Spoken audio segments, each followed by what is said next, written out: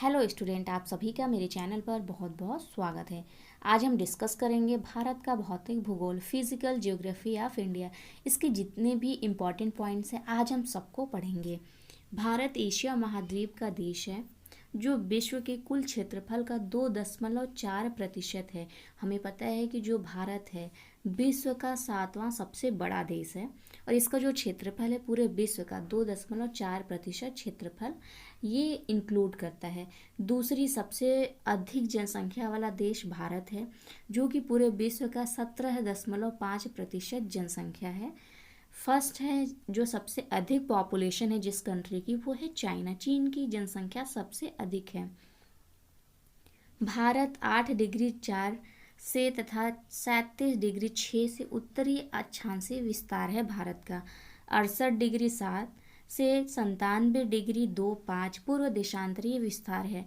भारत उत्तर पूर्वी गोलार्ध में स्थित है। एक डायग्राम से हम समझेंगे इसको कि ये भारत किस तरह से उत्तर पूर्वी गोलार्ध में है। और यहाँ पर हमने सिर्फ उत्तरी अक्षांश क्यों लिखा है, ये तो उस उत्तर से दक्षिण का पूरा है भारत का, कि मतलब यहाँ पे हम आपको दिखाते हैं कि 8 डिग्री 4 ये है दक्षिणी है और 37 डिग्री 6 ये है और 68 डिग्री 7 है ये और 97 डिग्री 2 5 देशांतर है। ये हमारा इतने अक्षांश से इतने अक्षांश से विस्तार है और इतना देशांतरी विस्तार है। तो ये उत्तरी और पूर्वी क्यों है इसको हम देखते हैं। भारत उत्तर पूर्वी गोलार्ध में स्थित है। हम अगर बात करते हैं इस पर, हम 3D तो बना नहीं सकते हैं, तो हम इससे आपको पूरा बताते हैं कि जैसे मान लीजिए कि ये सेंटर है पृथ्वी का, ठीक है। अब जितने भी देश यहाँ पर हैं ये 0 डिग्री है, तो ये घूम कर कैसे जाएगा, यहाँ पर 0 डिग्री घूमेगा, 1 डिग्री 2 डिग्री 3 डिग्री करके 180 डिग्री घूमेगा, फिर 180 डिग्री के बाद क्या करेगा, पूरा 360 डिग्री तक ये रोटेट करेगा। तो हम केवल 180 डिग्री तक का ही देखेंगे क्योंकि हम 2D देख रहे हैं, तो हम केवल 180 डिग्री तक का देख सकते हैं, 360 डिग्री तक का नहीं देख सकते हैं। जो इसका देशांतरी विस्तार है, हमें पता है कि जो देशांतरी विस्तार होता है वो 360 देशांतर रेखाएं होती हैं। तो यहाँ पर केवल 0 से 180 डिग्री देशांतरी रेखा है जो कि ये पूर्व है। जो इसके पीछे वाला है वो है पश्चिम, इसीलिए इसको हम क्या कहेंगे, ये जितनी भी हैं 0 से 180 डिग्री तक है वो पूर्वी देशांतर रेखाएं हैं। 0 से 180 डिग्री तक पूर्वी देशांतर रेखा है, 180 डिग्री से 360 पश्चिमी देशांतर रेखा है। तो इससे हम क्या किए, ये पूर्वी में हमारा जो भारत है वो पूर्व में आ गया, क्योंकि भारत में जो देशांतर रेखाएं हमें पता है कहाँ से कहाँ तक है हमारा, 68.25 से 97.25 तक है।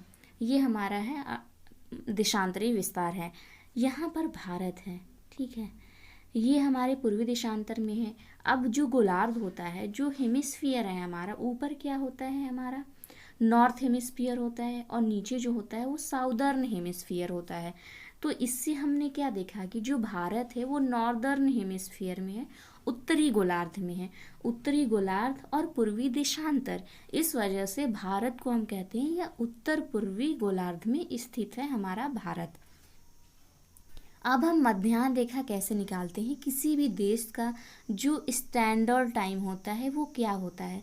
सबसे पहले हम बात करते हैं जो मध्याह्न रेखा होती है, मध्य ही पता चल रहा है। मीन टाइम क्या होता है, हम मीन कैसे निकालते हैं, जो भी मैक्स होता है जो भी मीन होता है, मतलब जो मैक्स होता है जो मिनिमम होता है, दोनों को ऐड करके 2 से डिवाइड कर देते हैं तो उसका हमें मीन मालूम चल जाता है। तो किसी भी देश का जो मीन टाइम है वो हम कैसे निकालेंगे, जैसे जो उस स्टार्टिंग जो उसकी देशांतर रेखा है, ठीक है, जो उसका लास्ट देशांतर रेखा है, दोनों को ऐड करके डिवाइडेड बाय 2 कर देंगे तो उसका जो मीन टाइम है वो आ जाएगा। अगर हमें भारत का मध्याह्न समय निकालना है, इंडियन स्टैंडर्ड टाइम, हम कैसे निकालेंगे इसको देखते हैं। तो जो भारत का जो देशांतर है वो कहाँ से शुरू होता है, 68.7 डिग्री से शुरू होता है 97.25 तक। तो मिनिमम ये है, मैक्सिमम ये है, दोनों को ऐड करके 2 से डिवाइड कर देते हैं तो ये हमारा कुछ आ रहा है 82.97 डिग्री, ठीक है।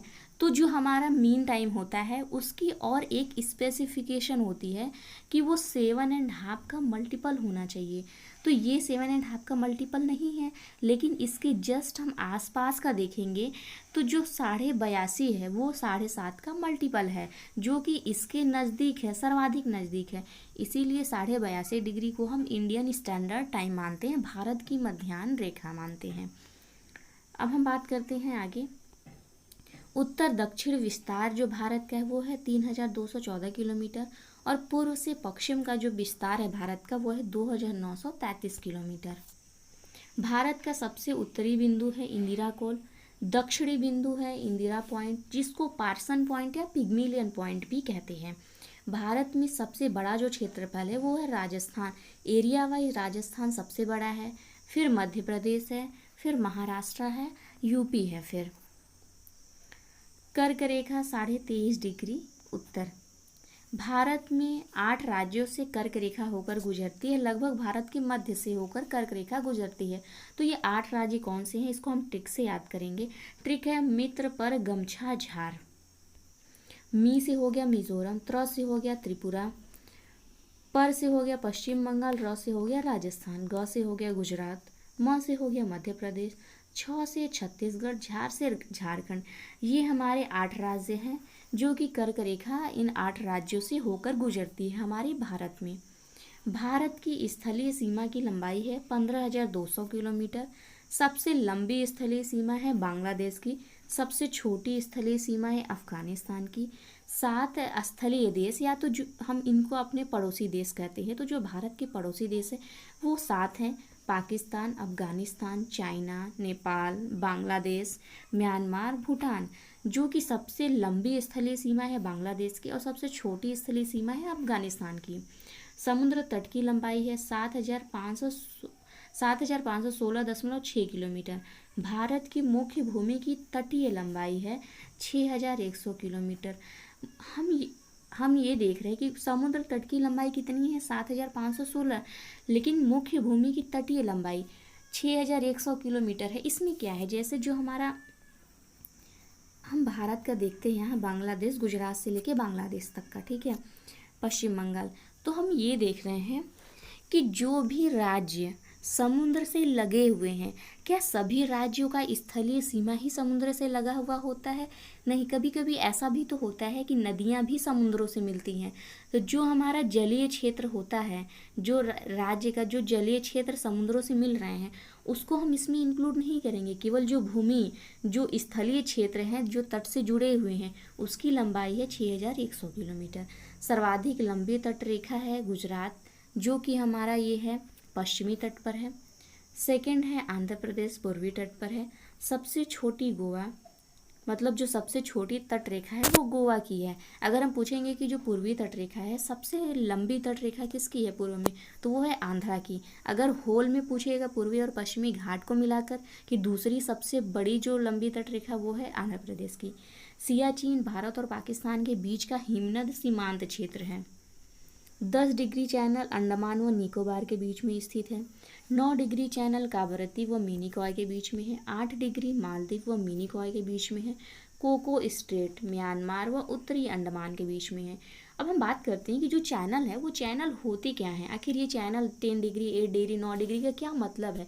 तो जो हमारा चैनल होता है वो हमारा अक्षांश रेखा होता है। जैसे हमारा 0 डिग्री अक्षांश रेखा, 1 डिग्री, 2 डिग्री, तो इसी तरह 8 डिग्री अक्षांश रेखा है। तो जो 8 डिग्री अक्षांश रेखा है वो भारत के मालदीव और मिनिकॉय के बीच में स्थित है। जो 9 डिग्री है वो मिनिकॉय और कावरत्ती के बीच में स्थित है। जो 10 डिग्री अक्षांश रेखा है वो है निकोबार और उत्तरी अंडमान के बीच में, ठीक है। फिर जो कोको स्ट्रेट है वो है हमारा म्यांमार और उत्तरी अंडमान के बीच में, या तो अंडमान और कोको द्वीप के बीच में है कोको स्ट्रेट। ये था हमारा चैनल, और आज हमने पढ़ा है फिजिकल ज्योग्राफी ऑफ इंडिया।